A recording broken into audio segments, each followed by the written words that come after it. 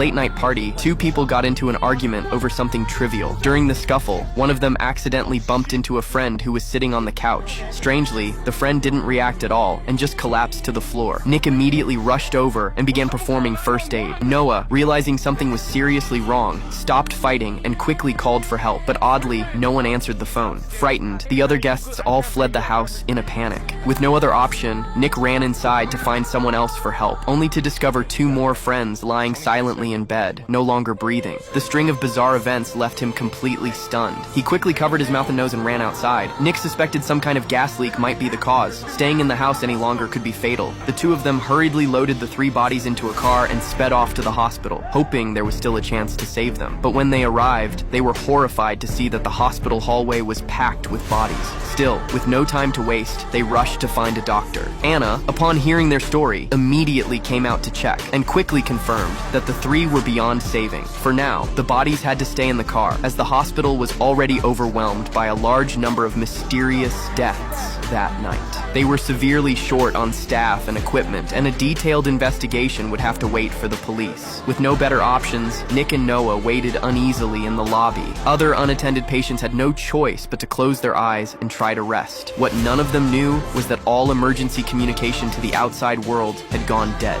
Sensing something was terribly wrong, the hospital director quietly left everyone behind and disappeared. Anna could only helplessly turn to a nurse. The nurse said she'd stay to help, but after working all night, she needed a short rest first. What she didn't know was that her rest would be eternal. Soon, Nick was the first to notice something was off. He saw the old man who'd fallen asleep was now foaming at the mouth, clearly showing signs of unconsciousness. Nick rushed over to alert the man's family, but the next moment, the woman collapsed weakly to the floor. Hearing the noise, Anna ran over to check. Seeing how serious things were getting, she hurried to the break room to wake her colleagues, only to find they too had already lost their pulse. The mounting horror left everyone shaken, and with the police still unreachable, Anna began to suspect that something much larger was happening in the outside world. With no time to waste, they got in a car and headed toward the city. Just as they feared, the entire town was eerily silent. Anna fired a shot into the air, but no one came out to investigate. To confirm their worst suspicions, they searched the area and found that everyone had died silently